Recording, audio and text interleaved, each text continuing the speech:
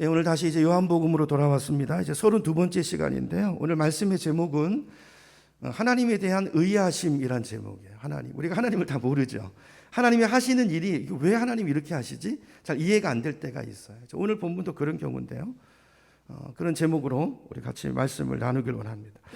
자, 우리가 신앙생활 하면서 좀 힘들 때가 있어요. 고통스러울 때. 가장 정신적으로 힘들 때가 어떤 때일까? 이제 제 경우를 보면 어떤 정말 아주 간절한 기도 제목을 놓고 하나님 앞에 정말 간구하는데 열심히 기도하는데 응답이 없을 때, 하나님이 침묵하고 계실 때, 이때 참 힘들죠. 여러분 그렇죠? 근데 성경을 보면 기도 응답에 대한 약속이 많이 나오잖아요. 우리가 잘 아는 그 기도와 관련된 예수님이 주신 약속이 어떤 게 있습니까? 그 대표적인 게 마태복음 7장 7절이잖아요. 구하라 그러면 너에게 주실 것이요, 찾으라 그러면 찾아낼 것이요, 두드리라 그러면 열릴 것이다. 약속이잖아요. 약속. 예수님이 친히 주신 약속이에요. 그러므로 구하라, 두드리라, 찾으라. 11절에도 보니까, 마태복음 7장 11절에 보니까 또 이렇게 말해요. 너희가 악한 자라도 좋은 것으로 자식에게 줄 줄 알거든 하물며 하늘에 계신 너희 아버지께서 내가 너희 아버지다. 근데 너희가 구하는데 좋은 것으로 주시지 않겠느냐. 약속이에요. 뭐 이런 약속이 성경에 너무 많아요. 이런 자신 있는 약속을 우리에게 예수님이 주셨단 말이죠. 그리고 우리가 그 약속에 의지해서 예수님이 너 이거 붙들고 나 신뢰하고 기도해라, 내 이름으로 구해라, 하나님이 주신다. 그 말씀을 받아서 우리가 기도하는데요. 근데 응답이 없는 거예요. 그럼 여러분 어떤 생각이 듭니까? 막 그런 생각이 들잖아요. 내가 뭐 잘못한 게 있나? 그래서 하나님 앞에 회개도 해보고요. 아니면 내 정성이 부족한가? 그래서 금식도 해보고, 어떤 때는 철야도 해보고. 자, 그런데도 여전히 답이 없을 때, 이건 뭐 이유도 모르겠고, 내가 뭘 죄를 지었는지도 잘 모르겠고, 그리고 응답이 없어. 삶의 고난은 계속 와요. 이러면 힘들죠. 정말 힘들죠. 혹시 이 가운데 그런 분 계신가요? 자, 그런 분이 계시다면 오늘 이 말씀으로 지혜를 얻으시고 하나님의 음성을 듣는 예배가 되기를 축원합니다. 자, 오늘 말씀은 우리가 너무 잘 아는 말씀이에요. 예수님께서 죽은 지 나흘 된 나사로를 살리시는 장면입니다. 자, 1절을 가보세요. 오늘 본문을 볼 텐데 먼저. 자, 어떤 병자를 소개합니다. 누구라고 말합니까? 1절에 보니까 베다니에 사는 나사로라는 사람이에요. 그러면서 그 자매들을 소개해요. 누이 동생 마리아가 아마 그 당시 많이 알려졌었나 봐요. 요한복음이 쓰여진 이 당시에 마리아 그러면 다 알만한. 근데 그때 그 당시에 마리아라는 이름은 우리나라 옛날에 국어책에 영희, 철수 이런 이름처럼 굉장히 흔한 이름이거든요. 마리아가 너무 많아요. 근데 어떤 마리아냐? 그래서 여기 설명하고 있어요. 예수님께 향유를 붓고 머리털로 예수님의 발을 닦던 바로 그 마리아의 오빠 나사로가 병들었다. 이제 그 요한이 그 얘기를 하는 것입니다. 누가복음 10장에 가보면 이제 오늘 본문과 병행 본문인데요. 마리아 마르다에 대한 이야기가 자세하게 나옵니다. 어쨌든 그건 여러분 관심 있으면 읽어보시고. 어쨌든 이 세 남매죠. 세 남매가 베다니라는 곳에 살고 있었는데, 베다니는요 예루살렘에서 아주 가까운 곳이에요. 18절로 가봅니다. 18절에 가보시면 거리가 약 오리쯤 된다 그랬어요. 오리면 몇 킬로죠? 심리가 4km 잡으니까 3.9 몇이잖아요. 그러니까 이제 2km 정도 되는 거예요. 아주 가깝죠. 자, 근데 문제가 생겼습니다. 오빠 나사로가 병에 걸렸어요. 그래서 예수님에게 사람을 보냈어요. 3절을 보니까 주여 보시옵소서 사랑하시는 자가 병들었나이다 그랬어요. 자, 아주 짧은 구절이죠. 사랑하는 자가 병들었나이다. 자, 이 짧은 구절 속에서 우리는 예수님과 이들의 관계가 얼마나 친밀한 관계인가를 알아볼 수 있어요. 사랑하시는 자가. 이게 유대 관용 표현인데요. 아주 가까운, 당신이 정말 사랑하는, 눈에 넣어도 아프지 않은 그 나사로가 병들었습니다. 여러분, 예수님께서 이제 복음서를 읽어보시면 이 땅에 사시는 동안에 예수님이 인간적으로 볼 때는 굉장히 예수님은 외로운 인생을 사셨어요. 누가복음 9장 58절 같은 데 보면, 스크린 보여주세요. 이렇게 말씀합니다. 여우도 굴이 있고 집이 있다는 거예요. 자기 갈 곳이, 거할 곳이. 공중의 새도 뭐가 집이 있는데 나는 머리 둘 곳이 없도다 그랬어요. 예수님도 가족이 있잖아요. 근데 왜 이런 말씀을 하셨을까요? 우리가 이제 살펴봤지만 요한복음 7장에서 전에 본 것처럼 예수님의 형제들은요, 예수님을 하나님의 아들로 전혀 믿지 않았어요. 뿐만 아니라 형이 미쳤다고까지 생각했어요. 저 형 좀 이상해진 거 아니니? 맞아, 좀 이상해 하는 말 들어보면 지가 하나님이라 그러고 미쳤다고 생각했어요. 미쳤다. 자, 그렇기 때문에 예수님께서는 당신의 집도 형제들과 같이 있는 그 가정도 그렇게 편한 곳이 못 되었던 것 같아요. 그래서 이런 말씀을 하시는 거죠. 여우도 굴이 있고 공중에 새도 집이 있는데 깃들 곳이 있는데 나는 머리 둘 곳이 없다. 안 편하신 거죠, 집에 들어가고. 자, 이렇게 외로움을 표현하셨는데, 자, 이런 예수님에게 아주 편한 그 쉴 자리를 마련해 줬던 곳이 바로 어디냐 하면 요 가정, 요 삼남매가 사는 요 집이었어요. 나중에 이제 요한복음에도 보면 예수님 예루살렘 가실 때는 항상 여기 가서 쉬셨어요. 가까우니까. 이 가족이었어요. 자, 그래서 예수님도 이 삼남매를 아주 깊이 사랑하시고 이 세 남매도 예수님을 깊이 사랑하는 그런 관계였던 거죠. 그래서 이렇게 자신 있게 말하는 거야. 주님이 사랑하시는 남이 아니죠. 가족보다 더 우리 그 나사로가 병이 들었습니다. 자, 이런 말을 했을 때는 기대감이 있었던 거예요. 그러니까 나사로가 아프다 그러면 예수님이 만사 제쳐놓고 당장 달려올 걸 기대하고 이렇게 소식을 전한 거잖아요. 그렇죠? 아니, 나사로가 아프다고? 그러면 바로 달려와서 안수를 하시든지 그래서 오빠를 고쳐주실 거라는 기대감, 예수님의 사랑에 대한 확신이 이들 가운데 있었던 것입니다. 지금 이 사건은요, 예수님이 이제 공생애를 거의 다 마치시고 십자가에 죽으시기 전에 불과 얼마 전에 일어난 사건이에요. 그래서 예수님이 얼마나 능력이 있으신지, 그분이 못 고치는 병자가 없고 막 문둥병자도 일어나고 맹인이 눈을 뜨고 우리 본 것처럼, 그렇죠? 나병 환자가 그냥 말씀으로 고침을 받고 막 이렇게 예수님의 소문이 막 퍼져 있을 때요. 그러니까 예수님 정말 능력이 있으시다. 근데 그분이 능력도 있고 나사로를 사랑하시잖아요. 근데 안 오실 리가 없죠. 그 확신을 가지고 사람을 보냈는데, 자, 근데 6절을 보면 예수님께서 이들의 이런 기대와 전혀 다른 반응을 보이세요. 나사로가 병들었다함을 들으시고 어떻게 했어요? 바로 가신 게 아니라 그 계시던 곳에 이틀을 그냥 머물러 계셨어요. 이틀을 더 계셨대요. 여러분, 우리끼리도 지금 우리 집에 무슨 일이 생겼다 그러면 얼른 뛰어와주는 사람이 가까운 사람이잖아요. 그렇죠? 맞죠? 몇 년 전에 저희 그 살던 사택에 한겨울인데요. 난방이 안 되는 거예요. 뭐 찬물도 나오고 온수도 안 되고 그냥 냉방이에요, 냉방. 보일러가 안 돌아가요. 너무 추운데 이게 뭐 어떻게 될지 몰라가지고 우리 정홍대 장로님께 전화를 드렸어요. 전화를 드렸더니 장로님이요, 바로 자초지종도 안 물어보지 바로 뛰어오시더라고요.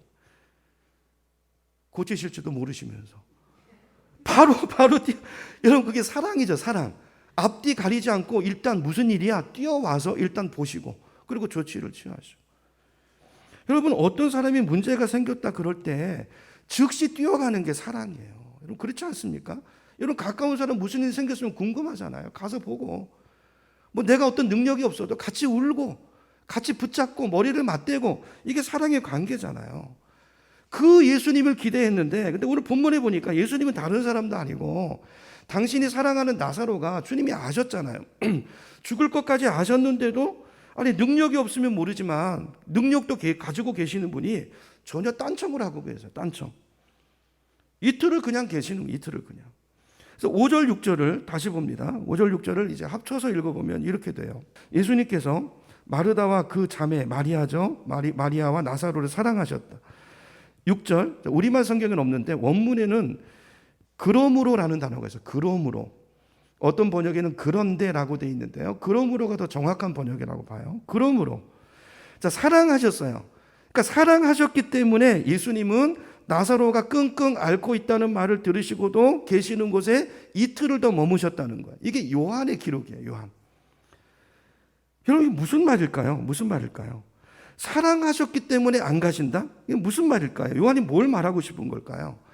여러분, 오늘 설교 제목이 예수님에 대한 의아심입니다. 하나님에 대한 의아심. 우리가 신앙생활 하면서 하나님에 대해서 이런 의문이 들 때가 많아요. 제일 좋은 예 중에 하나가 그런 거죠. 우리 삶에 찾아오는 고난, 이유를 알 수 없는 내 삶의 고통, 기도하는데도 바로 응답이 오지 않는 어떤 기도 제목, 응답, 이런 거죠. 오늘 본문도 예수님이 나사로를 사랑하시는 거 분명해요. 고치실 능력도 있으세요. 근데 왜 즉시 가지 않고 이틀을 거기서 기다리시는 걸까?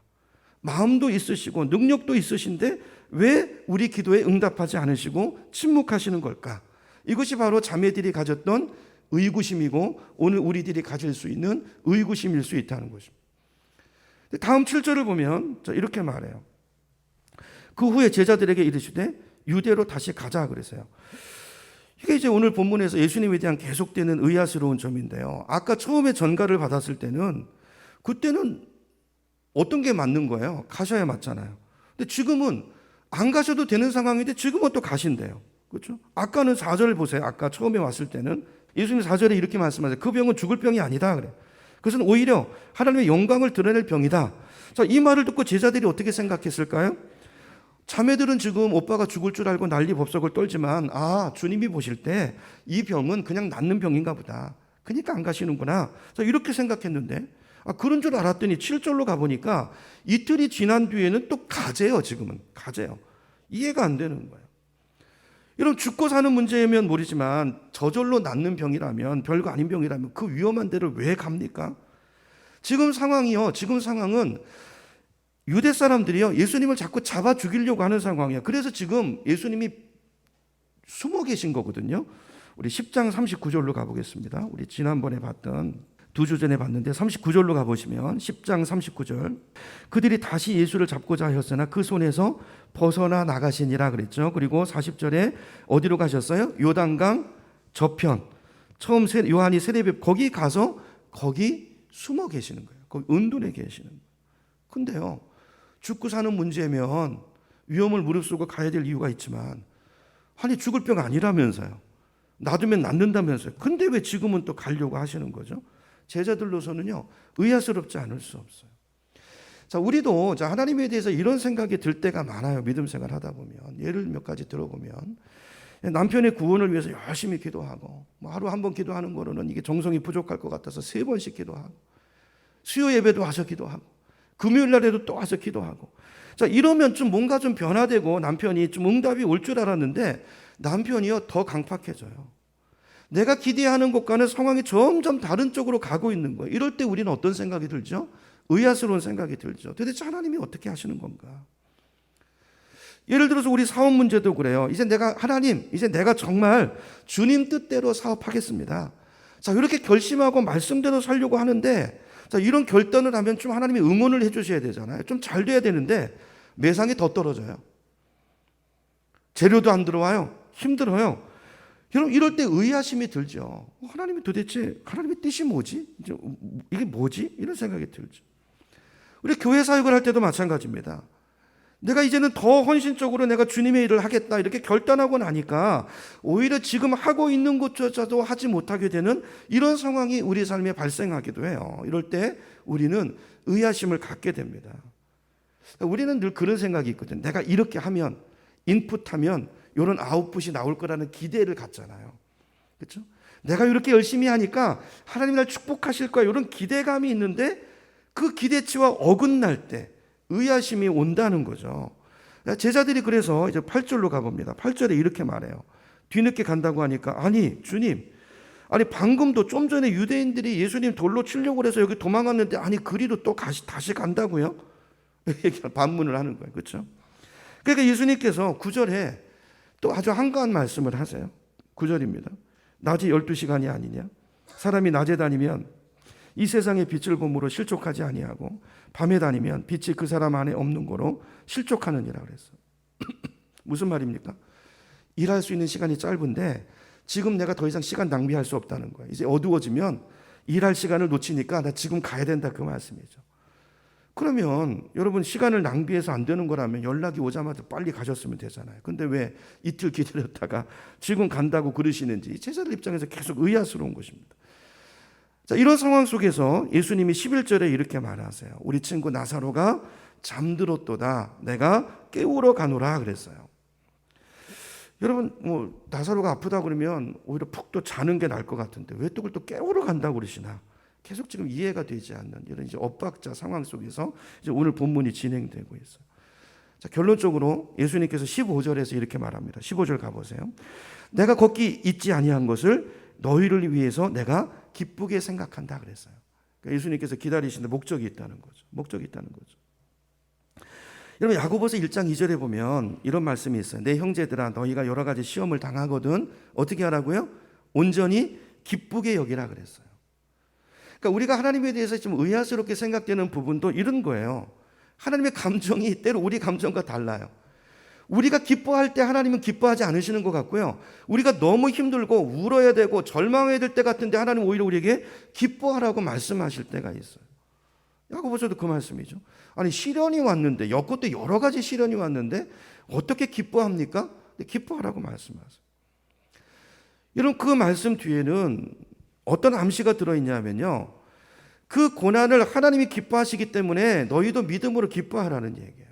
지금 이해할 수는 없지만 그 고난이 온 이유가 있는데 지금은 모르지만 알게 될 거라는 거예요. 근데 나를 신뢰하고 여러분 고난 가운데 기뻐할 수 있는 것은 믿음 없으면 못하는 일이잖아요. 이게 끝이 아니야. 하나님 이걸 통해서 뭔가를 하실 거야. 계획이 있으신 거야. 하나님 나를 사랑하시잖아. 그리고 그분은 전능하시잖아. 자, 그렇다면 그런데 내가 기도하는데도 이 일이 왔으면 하나님이 뭔가 계획이 있어. 여기 끝이 아니야. 요거죠, 요거. 요 믿음을 하나님께서 요구하시는 것입니다. 여러분 왜 예수님께서 오늘 이 자매들의 그런 기대를 어기시고 와서 고치실 거는 기대를 어기시고 이틀이나 기다리셔서 나사로를 죽는 자리까지 가게 했을까요? 자, 여기 이제 두 가지 답을 살펴보려고 하는데요. 첫 번째는 하나님의 영광을 위해서입니다. 하나님의 영광을 위해서. 4절로 가봅니다. 4절. 이 병은 죽을 병이 아니라 하나님의 영광을 위함이요 하나님의 아들이 이로 말미암아 영광을 받게 하려 함이라 그랬어요. 자매들 입장에서 볼 때는 예수님이 이해가 되지 않았지만 본문이 말하는 것은 예수님은 사랑이 없으셔서 안 오신 것도 아니고 능력이 없으셔서도 아니고 주님의 영광을 위해서 예수님이 기다리고 계셨다는 거죠. 이런 만약에 예수님께서 즉시 그 전갈 첫 번째 그 사람을 보냈을 때 바로 가서 고쳐주셨으면 어떤 일이 생겼을까요? 뭐 무슨 병인지 모르지만 어쨌든 예수님 능력이 있으니까 고치셨겠죠. 그러면 그건요 그냥 성경에 나오는 여러 가지 기적 중에 하나일 거예요. 그렇죠? 그런 간증일 거예요. 자, 그런데 일부러 이틀을 지체하셨기 때문에 어떤 일이 일어났습니까? 나사로가 죽었죠. 그래서 39절에 보면 이미 사람을 보낼 때 죽었던 것 같아요. 시신이 부패해서 벌써 나흘이 지나서 냄새가 난다고 기록하고 있어요.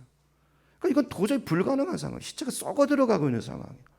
소망이 없는 거죠. 상황 끝에 희망 끝. 예수님께서 이때까지 기다리신 거예요. 그 이유가 뭐라고요? 그들을 사랑하시기 때문에 단지 병 고치는 그 정도의 기적이 아니라 예수가 누구인가를 그렇죠? 죽은 자도 살리시는 그 하나님이심을 그 놀라운 기적을 그들에게 주시기 위해서라는 것입니다. 여러분 이게 요한이 말씀하고 있는 거예요. 여러분 그러므로 우리 삶에도 그런 신앙적인 의문점이 있을 수 있지만 내가 기도하는데도 얼른 기도 응답이 오지 않으면 어떻게 생각해야 돼요? 낙심할 일이 아니고 하나님 뭔가 하시는구나. 더 놀라운 것을 내가 구하는 것보다 뭔가 더 큰 거를 선물로 주시려고 하는 거구나. 자, 이렇게 생각해야 된다는 것입니다. 이게 이제 요한의 관점이에요. 우리가 의심하지 말아야 되는 게 있는데요. 첫째는 하나님의 사랑입니다. 나를 향한 그분의 사랑을 의심하시면 안 돼요. 이거 딱 붙들고 계셔야 돼요. 그 다음에 하나님은 전능하신 분이세요. 이 두 가지. 이 두 가지 신뢰를 딱 가지고 그 믿음을 가지고 상황을 바라봐야 된다는 거죠. 자, 그러면 하나님 나를 사랑하시고 능력도 있으세요. 근데 기도하는데 응답이 안 와요. 그럼 둘 중에 하나예요. 둘 중에 하나. 첫 번째 뭘까요? 우리 죄 때문일 수 있죠. 그렇죠? 이건 이 부분 많이 살펴봤으니까 이사야 59장을 보면 보여주세요. 1절을 보면 여호와의 손이 짧아 구원하지 못하심도 아니고 귀가 둔해서 듣지 못하심도 아니라 2절 오직 너희 무엇이요? 죄악이 너희와 너희 하나님 사이를 갈라놓았고 너희 무엇이 죄가 그의 얼굴을 가리어서 너희에게 듣지 않으시게 함이니라. 기도 응답 오지 않는 첫 번째 우리 죄 때문이라는 거죠. 이때는 어떻게 해야 됩니까? 회개해야 되죠. 그렇죠? 죄에서 떠나야 되죠. 자, 근데 이 경우가 아니라면 그때 뭐죠? 하나님 우리를 너무 사랑하셔서 놀라운 기적을 주시기 위해서 기다리고 계시는 시간이라는 거예요. 더 놀라운 것을 우리가 구하는 것보다 더 크신 것을 주시기 위해서 기다리는 그 시간이다. 그러므로 그때는 어떻게 해야 됩니까? 절망하는 것이 아니라 하나님의 침묵 앞에서 낙심하는 것이 아니라 하나님을 더 크게 기대하고 더 믿음으로 반응할 수 있어야 된다는 것입니다. 그러므로 여러분 성도님도 어떤 기도 제목을 놓고 오랫동안 기도했는데도 응답이 오지 않는 문제가 있다면 기뻐하시기 바랍니다. 하나님이 일하시는 거. 일하시는 거. 우리 지난주 오후 예배 때 봤던 말씀 기억나시나요? 여러분 예수님께서 둘째 날에 근본적인 치유를 셋째 날에 살리신다고 말씀하시잖아요. 아무것도 하지 않는 시간이 아니라 그 시간도 하나님이 일하시는 시간이라는, 그렇죠? 이날을 믿음으로 바라보고 기대하고 사는 우리가 되기를 축원합니다. 자, 그렇다면 이제 적용인데요. 자, 그러면 우리가 이 사실을 모르는 분은 없죠. 머릿속으로 다 아는데 이 사실 너무 힘들잖아요. 그러면 응답이 오지 않는, 문제가 해결되지 않는 이 기간 동안, 응답을 기다리는 기간 동안 우리는 어떤 모습으로, 어떤 자세로 살아야 될까요? 자, 세 가지로 정리하고 우리 기도 제목을 찾으려고 합니다. 첫째는요, 하루하루 사셔야 됩니다. 하루하루. 그렇죠? 여러분, 응답이 오지 않을 때 우리가 힘든 이유가 뭐죠? 두려움 때문이에요. 혹시 이것 때문에 내 인생이 잘못되지 않을까? 하나님이 이 문제 해결해 주시지 않으면 어떻게 하지? 이 고난 가운데 내 인생이 패배자로, 낙오자로 사는 거 아닐까? 이런 두려움 때문에 조바심이 나고 힘든 거잖아요. 하나님은 우리에게 하루하루 사는 법을 가르치기를 원하세요. 하루하루. 그러니까 응답이 오지 않는 그 기간 동안에 하루하루 사는 거, 하루 단위로 사는 것입니다. 실제로 우리 삶을 보면 우리는요, 너무 많은 에너지를 과거에 집착하고 과거에 대한 후회 때문에, 그죠? 그거 후회하느라고 오늘을 못 살아요. 또 아직 오지도 않은 미래, 장래에 대한 염려와 걱정 때문에 오늘 해야 될 일을 못하고 산다고요. 여러분, 지나간 일은 암만 후회해도 소용없습니다. 그때 내가 저렇게 했을 걸, 그때 이랬으면 좋았을 걸, 그때 미스터 김하고 결혼할 걸. 끝났어요. 지나갔어요. 아무 소용없습니다. 너무나 우리는 오지도 않은 일에 대해서도 걱정하고 살아요. 그렇죠? 이렇게 되면 어떡하지? 제가 저러다가 잘못되면, 안 왔다니까요. 그날은 오지 않았어요. 여러분, 하나님께서 우리에게 주신 날은 현재입니다. 지금 오늘 하루예요. 그래서 오늘 하루를 잘 사는 법을 배우는 게 중요한 거예요. 이 매일매일이 모아질 때 내 인생이 되는 것입니다. 근데 이게 마귀의 속임수라는 거예요. 자꾸 과거 때문에, 미래 때문에 오늘 해야 될 일을 못하는 거예요. 이건 마귀의 속임수입니다. 그래서 예수님께서 이렇게 말씀하세요. 마태복음 6장 34절에 보니까 우리 스크린 보고 한번 읽어볼까요? 6장 34절 제가 읽어볼게요. 그러므로 내일 일을 위하여 염려하지 말라. 내일 일은 내일이 염려할 것이요 한날의 괴로움은 그날로 족하니라 그랬어요. 무슨 말입니까? 그날 단위로 살라는 거예요. 여러분, 하루하루 산다는 게 뭘까요? 더 구체적으로 말하면 오늘이 마지막인 것처럼 살라는 거예요. 오늘을. 그죠? 오늘이 마지막인 것처럼. 여러분 생각해 보세요. 만약에 오늘이 마지막이라면, 여러분 삶에 내일이 없다면 여러분 오늘 무슨 일 하시겠어요? 무슨 일 하시겠어요? 그 일을 하라는 거예요. 저희 아버님이요, 건강하게 사시다가 폐암이 걸리셨는데요. 병원에 가보니까 넉 달 사신대요. 넉 달 사신대요. 그 아버님이 넉 달 시한부 판정을 딱 받아놓고 보시니까 그 다음부터 사시는 방법이 달라지시더라고요. 긴박감을 가지고 노트에다 적으세요. 삶의 우선순위가 생기더라고요. 먼저 해야 될 일, 넉 달 안에 중요한 일부터 하나하나 적어놓고 그 일을 하시는 거예요. 이렇게 살라는 것입니다. 꼭 해야 될 일 미루지 말고 오늘 찾아볼 사람이 있으면 오늘 꼭 찾아보고, 감사할 일 있으면 오늘 감사하고 미루지 말고, 사랑을 전해야 될 사람이 있으면 오늘 하고 그것부터 하고, 이렇게 살라는 것입니다. 근데 우리는 너무나 자주 과거에 대한 후회나 다가오진 그 염려 때문에 오늘을 충실하게 살지 못하는, 이게 이제 우리 문제. 그래서 주님께서 이 말씀을 주시는, 여러분 우리에게 주신 복도 마찬가지입니다. 여러분 실제로 우리 삶을 보면요, 하나님 주신 복이, 내가 누리지 못하는 복이 얼마나 많은지 몰라요. 이런 복도 여러분 오늘 누리시기 바랍니다. 여러분, 하나님께서 우리에게 복을 주신 거는요, 쌓아두라고 주신 복이 아니고 누리라고 주신 거예요. 누리라고. 이것도 오늘 누릴 거 오늘 누리셔야 돼요. 나눌 거 나누시고요, 남겨두지 마세요. 남겨두지 마시고 누리고 나누고 이렇게 살라는 거예요. 여러분, 그 자녀들 다 키우시는데 아직 이제 우리 중에 어린 자녀 키우시는 분들도 있잖아요. 여러분, 애들 보면요, 저희도 보니까 정말 눈 깜짝할 사이에 커요. 애들 이쁜 짓 할 때 그거 오래 가지 않더라고요. 그때가 있어요. 그때를 누리시기 바랍니다. 우리 자녀 키우시는 분들, 그때 사랑 줘야 될 때 사랑 주고요, 그렇죠? 그때 해야 될 일이 있어요. 그때 매일매일. 10대는 10대 때 주신 거 누리고 그때 그 일 하고, 20대는 20대의 삶은 다릅니다. 30대, 40대, 50대, 60대 달라요. 그렇죠? 그 시간을 인조이하고 즐기고, 여러분 10대 때 즐기지 못하면 나중에 안 돼요. 놀 땐 놀아야 됩니다. 놀 땐 놀아야 돼요. 이게 하나님의 지혜죠. 여러분 부부관계도 마찬가지예요. 여러분 귀한 아내 주시고 세상에 그렇게 귀한 남편 주셨는데 왜 그거 모르고 미워하고 싸우나요? 그죠? 서로 인조이 하라고 주셨는데 같이 즐기라고, 사랑하고, 그죠? 누리라고 주신 복인 줄 믿고 사랑하시고 누리시는 우리가 되기를 축복합니다. 실제로 우리 주변에 보면 얼마나 우리가 누려야 될 복들을 누리지 못하고 사는지. 여러분 건강도 누리셔야 됩니다. 건강도 누리셔야 돼요. 그렇죠? 50대 된 분들은 그런 얘기 하잖아요. 내가 40대만 됐으면. 그런 얘기 하지 말고. 그 50대의 삶을 사세요. 과거 자꾸 생각하고 내가 이랬는데 지금은 안 돼. 이러지 말고 지금 50대의 삶을 잘 살고 70대 되신 분들은 60대 보면서 내가 너만큼만 젊었어도 못하 그런 말 하지 말고 그렇게 살라는 것입니다. 여러분 건강도 항상 있는 거 아니에요.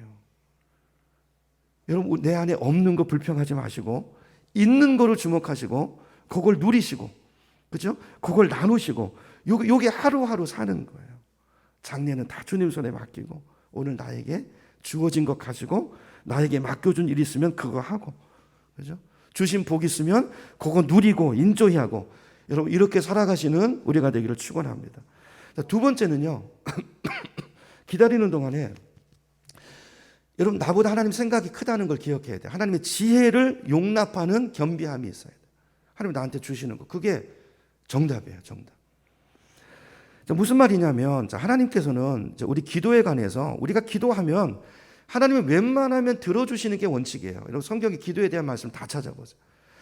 웬만하면 특별한 문제 없으면 하나님은 다 들어주세요. 우리가 기도하면요 심지어는 당신의 계획까지도 바꾸세요. 기도라는 게요 이렇게 엄청난 파워가 있는 것인데, 근데 어떤 경우에는 무슨 일이 있어도 no 그러시는 게 있어요. 안 된다고, 절대로 안 된다고 분명하게 거절하시는 내용이 있어요. 여러분 그 가장 좋은 예가 어떤 게 있을까요?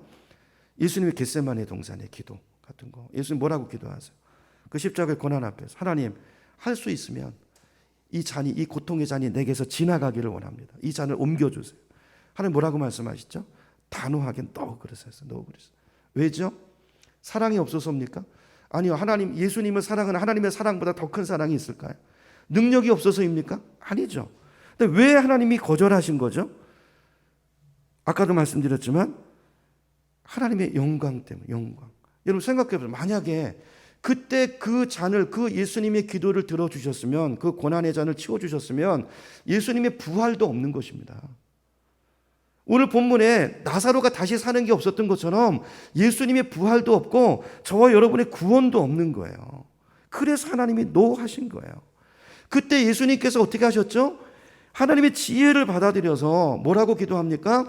내 뜻대로 마옵시고 주님의 뜻이 이루어지기를 원합니다 그랬어요. 여러분 이 자세가 우리에게 필요하다는 것입니다. 여러분 예수님의 그 십자가의 죽음이 하나님이 거절하셔서 그 당장 죽는 것이 그게 패배인 것 같지만 아니잖아요. 그것을 통해서 완전한 승리, 부활의 사건을 이루어내지 않습니까? 마찬가지. 우리 삶에 내 생각과 하나님의 생각은 달라요. 내가 볼 땐 이게 최선인 것 같고 이렇게 되면 내가 잘 될 것 같고 이렇게 하는 것이 하나님께도 영광이 될 것 같은데 하나님이 노하실 땐 분명한 이유가 있다는 걸 기억하고 예수님처럼 그때 그걸 기쁨으로 받아들일 수 있는 그 순종이 우리에게 있기를 축원합니다. 이사야 55장에 보면 이렇게 말씀하세요. 내 생각은 너희 생각과 다르고 내 길은 너희 길과 다르다 그랬어요. 어느 정도 다르죠? 하늘이 땅보다 높음 같이 그렇게 다르다는 것입니다. 마지막 세 번째로 우리가 기도 응답을 기다리면서 사는 동안에 우리가 해야 될 것은요 죽을 각오를 하고 사는 거예요. 죽을 각오. 오늘이 마지막일 수 있다. 죽을 각오를 하고 사는 거예요. 16절로 가봅니다. 16절로 가보면 예수님의 제자 중에 도마가 이런 말 하죠. 우리도 그와 함께 죽으러 가자 그랬어요. 그러니까 예수님이 지금 나사로에게 있고 유대 베다니로 간다는 것은 죽으러 가는 것과 같잖아요. 그거까지 꼭 죽으면 죽지 뭐 죽기밖에 더 하겠어? 우리도 가자 그 말이에요. 자, 아까 8절에서는 다른 제자들은 뭐라고 그랬습니까? 반대했잖아요. 아니 주님 거기 왜 갑니까? 그 위험한데. 그 정도로 이게 시급한 일 아니잖아요. 근데 도마는 뭐라고 그래요? 죽으면 죽지. 죽으면 죽지. 우리도 그와 함께 가자 그랬어요. 가자. 저는 이런 태도가 우리 신앙생활 하는데 굉장히 필요하다고 생각합니다. 여러분들이 지금 겪고 있는 문제, 여러분이 갖고 있는 두려움들을 생각해 보세요. 그거 치워달라고 하나님 앞에 기도하는데 하나님 그대로 두시면, 여러분 그것 때문에 우리 두려워하고 낙심할 때 있는데 한번 생각해 보세요. 그거 여러분, 그 문제가 최악의 경우가 되고 내가 두려워하는 일이 현실적으로 다 일어나면 마지막에 오는 건 뭐예요? 죽기밖에 더 하겠어요? 뭐 굶어 죽든지 뭐 얼어서 죽든지 죽기밖에 더 하겠냐고. 근데 우리 죽고 나면 어디 갑니까? 천국 가잖아요. 그래서 우리가, 예수님 그렇게 말씀하세요. 죽고자 하면 살고 살고자 하면 죽는다고 말씀하잖아요. 우리가 이 결단 딱 하면 하나님의 뜻이면 죽지 뭐. 그렇잖아요. 그러면 그 다음에는요, 무서울 게 없습니다. 사실은 마귀가 이거 가지고 우리를 질질 끌고 가는 거거든요. 우리를 위협하면서 죽음의 종로로 타면서 우리가 우리 사명의 삶을 살지 못하고 마귀에게 이끌려 다니는 거예요. 주님은 우리가 이 결단을 하기 원하세요. 안 죽습니다. 우리 인생이 주님 손에 있잖아요. 이 각오하면 우리도 그와 함께, 예수님과 함께 죽으러 가자. 여러분 이 마음 가지고 살고 이 마음 가지고 죽기 살기로 기도하고 매달리면 반드시 살 길이 열리는 줄 믿습니다. 하나님이 그 기도 절대 외면하지 못하세요. 우리 아버지시거든요. 여러분 오늘 이 말씀을 통해서 우리가 이거 기억했으면 좋겠어요. 하나님 우리를 사랑하세요. 성경을 보면 이처럼 사랑하시는데, 이처럼이 무엇처럼이죠? 당신 아들을 주시기까지. 그죠? 사랑하세요. 그리고 그분은 전능하세요. 그리고 그분이 구하라고 말씀하셨어요. 기도하면 주십니다. 주십니다. 이걸 딱 전제로 가지시고, 자, 그럼에도 불구하고 응답이 오지 않는다면 뭔가 하나님의 큰 뜻이 있는 거, 아니면 내 죄가 있든지. 죄가 있다면, 죄라면 여러분이 아시죠? 성령이 말씀해 주는 죄 고치시고 끊어내시고, 그거 아니면 뭔가 더 큰 선물을 주시려고 하는 거예요. 그걸 기대하고 낙심하지 말고 더 기도하고 그걸 받으시고 누리시고, 그래서 주님 앞에 더 가까이 가시는 우리 삶이 되기를 축원합니다. 결론입니다. 우리 삶에 많이 있는 어려움은요, 하나님 우리를 사랑하지 않기 때문도 아니고 능력이 없어서도 아니고 우리의 믿음을 키우시고 하나님의 영광을 나타내기 위함이라는 것을 꼭 믿으시고, 이 믿음 가지고 지금 당장 응답이 없어도 이 믿음으로 하루하루 사세요. 자, 하루하루 사는 게 뭔지 세 가지로 말씀드렸죠. 기억하시고 하나님의 능력을 체험하고 그 믿음으로 믿음이 성장하고 주님의 영광을 나타내는 우리 모두가 되기를 주님의 이름으로 축원합니다.